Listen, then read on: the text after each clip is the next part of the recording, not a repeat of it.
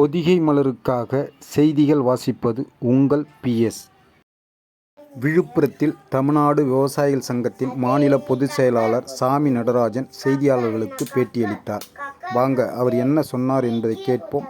வீடியோவை ஒன்றிய மோடி அரசாங்கம் இன்றைக்கு இந்திய நாடு முழுவதும் விவசாயிகள் பயன்படுத்தக்கூடிய ரசாயன உரங்களுடைய விலையை கடுமையாக கடந்த வாரம் ஏற்றிருக்காங்க.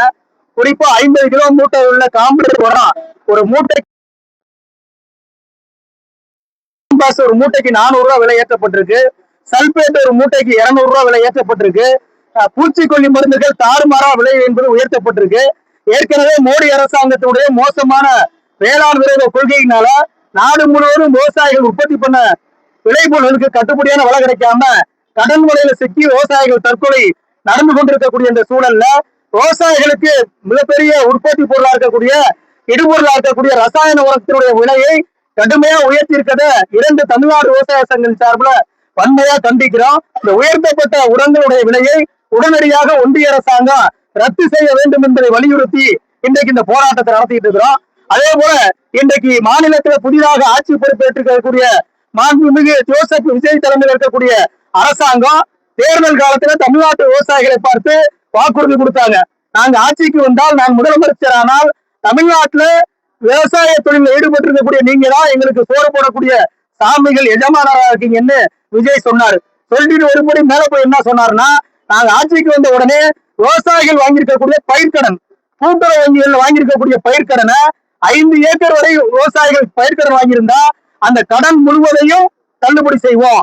5 ஏக்கருக்கு மேல வாங்கியிருக்கக்கூடிய விவசாயிகளுக்கு அவர்கள் வாங்கியிருக்கக்கூடிய கடன்ல 50% தள்ளுபடி பண்ணுவோம்னு வாக்குறுதி கொடுத்தார்.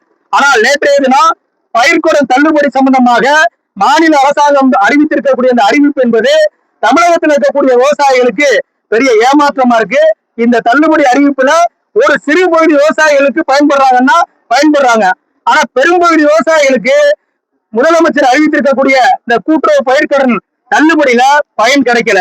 எனவே இன்றைக்கு தமிழ்நாடு விவசாய சங்கங்கள் 2 தமிழ்நாடு விவசாய சங்கங்களும் தமிழ்நாடு முழுவதும் அனைத்து மாவட்ட தலைநகரங்களையும் தமிழ்நாடு அரசாங்கத்தினுடைய இந்த கூட்டுறவு பயிர்க்கடன் தள்ளுபடியை மறுபரிசீலனை செய்யணும்.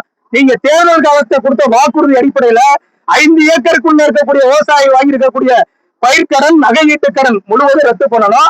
5 ஏக்கருக்கு மேல வாங்கியிருக்கக்கூடிய விவசாயிகளுக்கு நீங்கள் கொடுத்த வாக்குறுதிப்படி 50% கடனை தள்ளுபடி என்கிற அறிவிப்பை, மறு அறிவிப்பை வெளியிட வேண்டும் என்பதை வலியுறுத்தி இந்த ஆர்ப்பாட்டத்தை நாங்க நடத்திட்டு இருக்கோம்.